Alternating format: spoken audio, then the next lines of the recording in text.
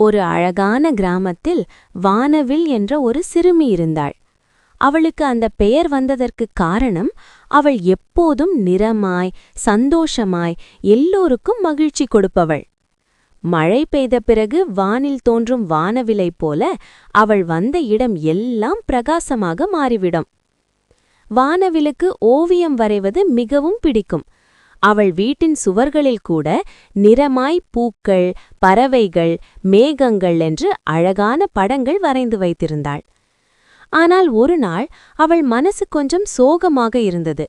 ஏனென்றால் அவள் எவ்வளவு ஓவியம் வரைனாலும் உண்மையான வானவில் போல அழகாக வரவில்லை.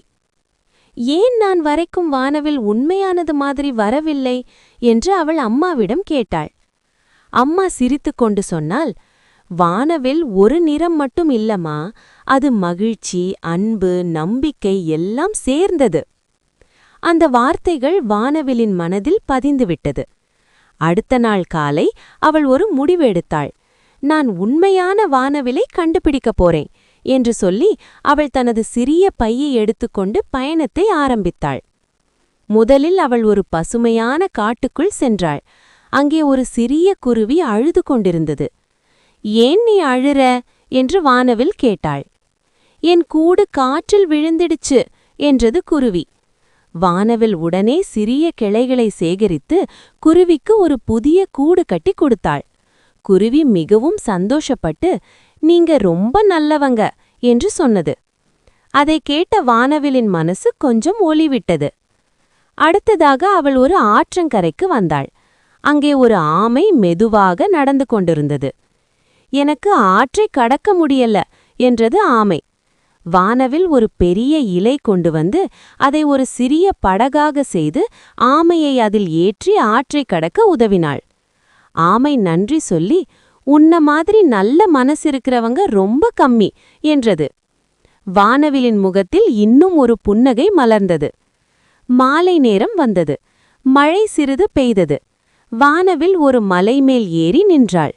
அவள் சோர்வாக இருந்தாலும் அவள் செய்த உதவிகளை நினைத்து மகிழ்ச்சியாக இருந்தாள்.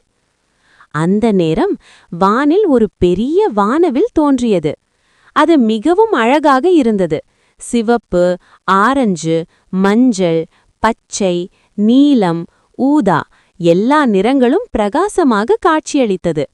வானவில் அதை பார்த்து கண்ணீர் விட்டு மகிழ்ச்சியுடன் நனைந்தாள்.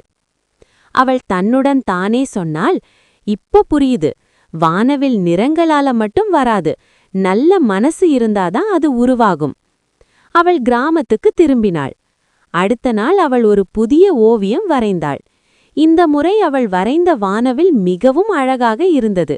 ஏனென்றால் அந்த ஓவியத்தில் நிறங்கள் மட்டுமில்ல, அவள் செய்த நல்ல செயல்களின் நினைவுகளும் இருந்தது. அதற்கு பிறகு வானவில் என்ற சிறுமி எல்லோருக்கும் உதவி செய்யும் நல்ல மனசுடையவளாக வளர்ந்தாள். அவள் சென்ற இடமெல்லாம் மகிழ்ச்சி பரவியது. கதையின் நெறி, நல்ல மனசு இருந்தால்தான் வாழ்க்கையில் உண்மையான வானவில் உருவாகும். லைக் பண்ணுங்க, ஷேர் பண்ணுங்க, சப்ஸ்கிரைப் பண்ணுங்க. பாய் குட்டீஸ்.